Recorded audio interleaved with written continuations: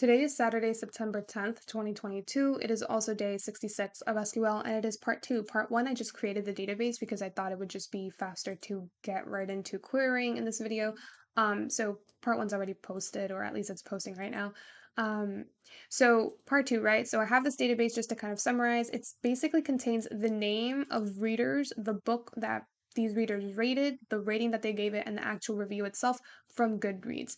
And I'm just going to pretend that this is, the actual database of all of the reviewers and all of the reviews, since Goodreads launched, right? I'm just going to pretend that. And then with that mindset, I'm going to start querying. So I guess the first, query I did was select everything from reviews. So I'm selecting literally every column. So that's what the little asterisk means, everything from my table name, which is reviews, which I created up here.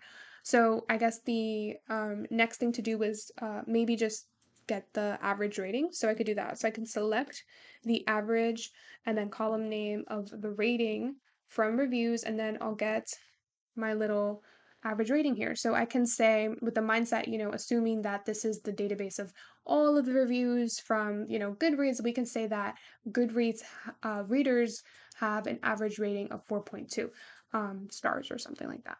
So that's one thing. So this is called an aggregating function, this thing over here. And yeah, we could also look at the minimum. So I can just copy this and just change it to be the minimum rating, right? That's the minimum rating. Theoretically, it would be 1, right? If this was actually truly, the real database. And then the maximum rating, which theoretically should be 5, right? And then let's say I don't want to just find the average rating of all of the readers as a total, right, from the database. Maybe I want to find the average rating of each individual reader. And so in this database you can see that lots of people are taken into account for more than one time, because it's just a collection of all of the um times that these people have reviewed books. And so I don't want to count. Well, let me rephrase. What I want is to find the average rating of Sarai, or the average rating of Caroline, and the average rating of Mike individually, right? And so to do that, I actually have to group. I have to use group by. So I'll have to select, let's say I just want, right, everything from reviews, and then I have to group by name. Oops. Group by name. And then now this is my database. This is my output here. I can only now see Caroline one time, Mike one time, and Sarai one time, even though they are logged more than once. So now what I can do is, I believe I can select the average rating, and now I'm able to see their average ratings individually. But then I would also like to see the names, so I can actually select two columns here. I could say name, comma, and then average rating, and then I can see, the average rating of Caroline, or the average, rating that Caroline gives is 4.5. The average rating that Mike gives is 2, and the average rating that Sarai gives is 4.7. And then what I could also do is rename. So I believe if I do as and then put in, like, let's say just average rating, now it passes in, a new name for that column, instead of just having this ugly syntax way of, writing that. So that's a nice thing to do. And I mean, a use case for this, again, I did this for yesterday for Uniqlo. Like, Goodreads, actually, at the end of the year, they give you like this little summary, just like Spotify does. Like, they give you like how many hours you listen to, like what music did you listen to the most. Goodreads does the same thing. Like, they give you like what was your average rating, what was how many books you read, how many reviews you did. And so I guess this is a way to get the average rating of each individual reader. So this would be good to just have that in the the yearly summaries, to say, okay, well, you had an average rating of 4.5. This is your rating that you gave to books this year, and so on and so on. So that would be a use case for that. And then I believe, what's another thing that I could do? I can look at the books, right? So I can group by books also. So let me go back to selecting everything from reviews.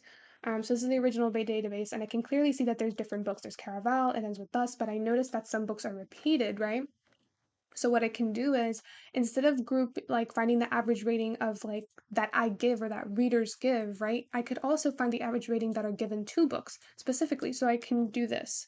So I can select the average rating. Well, I can actually select the book, comma, and the average rating. and I can say from reviews, which is the table name, and then I can group by book, and then I would just do one more thing and just rename the average rating to, let's say, as average rating. And then see, beautiful. Now I can see the average rating given to Caraval, and it ends with us, and incendiary, or however you pronounce that, the last letter from Istanbul, and then the guest list. So I can see the average rating for those books as well. So those are just different use cases. I could also look at how many times a person gave a review. So that's another thing. Like how many times a person gave a review might be something you want to mention in their yearly end of the year summary, right? So I could do select. Let's do name from reviews. And then group by name, having count star, and then let's say greater than 1. So now we can see, okay, this is basically saying, hey, tell me how many times um, each person, or just show me the people who reviewed or gave reviews more than one time. Well, Caroline and Sarai. How about a person who just reviewed exactly one time? Mike. Mike was the only one who reviewed exactly one time. How about who reviewed greater than, let's say, 2 times? Sarai only reviewed more books more than 2 times, right? And then I can do so on and so on. And that's another use case for that.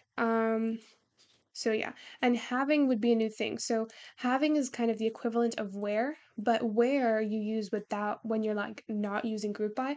When you're using group by, you want to use having instead of where. That's kind of like how I think of it. So anytime you use group by, use having. If you're not using group by, use where. And then yeah, that's pretty much it. And then I think that's it for today. Just kind of reviewing some stuff here and oh, no, no, I want to do one more thing. So there's this thing called the like operator, which I had some trouble figuring out yesterday because I completely forgot how to use it. But it's basically like, let's say this is a use case, right? So let's say I work at Goodreads and, or no, maybe I don't work at Goodreads. Maybe I'm just like a person who wants to buy a book and I want to know, maybe I see that a person gave a really high rating to a certain book that I'm looking at, right? And maybe I want to see why they gave it a high rating. Actually, that's so bad. Let me rephrase. Let's say I'm looking for a book where the review has something to do with, I don't know, what's a good thing? Characters, maybe, so that the review has something to do with characters. I mean, lots of people maybe want to read, reviews that talk about the characters to kind of see if they like the characters, because I guess that's how they determine if they want to read books or not. So I guess we could do that. So I can query for like certain words within the review. So I can select, let's say, the review. I can select the book and the review because I would want to know the book name. So the review, the book, the review from reviews, and then I can say where, let's see, where the review has something like, and then I would put in, let's see, something like characters.